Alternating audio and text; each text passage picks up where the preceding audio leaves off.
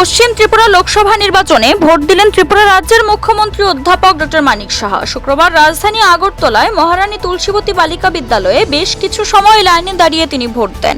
রাজ্যের নির্বাচন নিয়ে সাংবাদিকদের প্রশ্নের উত্তরে এদিন তিনি বলেন, দেশে গণতন্ত্রের সবচেয়ে বড় উৎসব অনুষ্ঠিত হচ্ছে। সারা বিশ্বের মধ্যে ভারতের নির্বাচন খুবই গুরুত্বপূর্ণ। সারাদিন বসে থেকে সকলে এই উৎসবে অংশগ্রহণ করেন। সারা দেশের সঙ্গে রাজ্য প্রথম দফায় নির্বাচন অনুষ্ঠিত হচ্ছে। সকলে শান্তিপূর্ণভাবে ভোটাধিকার প্রয়োগ করবেন বলে আশা ব্যক্ত করেন তিনি।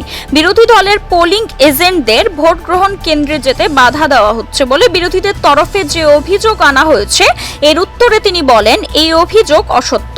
বিরোধীরা পোলিং এজেন্ট খুঁজে পাচ্ছে না, তাই এজেন্ট দিতে পারছেন।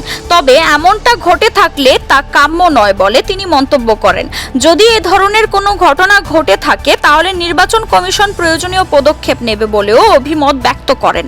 পাশাপাশি এদিন তিনি সকালেই ভোটারদের উদ্দেশ্যে সামাজিক মাধ্যমে বার্তা দিয়েছেন। গণতন্ত্র একটা বড় উৎসব এবং সারা পৃথিবীর মধ্যে ভারতবর্ষের এই ইলেকশন, এটা বলবো যে একটা সাংঘাতিক বিষয়। মানে সবাই বসে থাকে যে এই উৎসবে অংশগ্রহণ করার জন্য।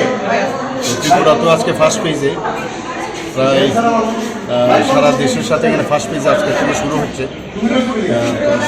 সবাই ভোট যেন প্রপারলি দিতে পারে সেটাই আমি আশা করব এবং শান্তিপূর্ণভাবে ভোট যেন প্রদান করে সেটা আমি সব মানুষের কাছে, সমস্ত ত্রিপুরাবাসীকে আমি আহ্বান করব। এখন পর্যন্ত কিরকম জয়ের ব্যাপারে কতটা আশাবাদী বলে মনে করেন? নির্বাচন তো 26-এ হবে, পূর্বে আমি যাবো।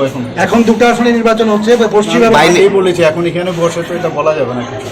আচ্ছা, এই কেন্দ্রে লোকসভা কেন্দ্রে বলবো যেন ভোট যেন দেয়, পার্টির পক্ষে এখন বলতে হবে।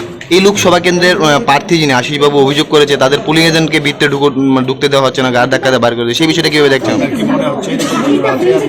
এরকম তো মনে হচ্ছে না আমার কাছে। Siri TV, channel for news and entertainment.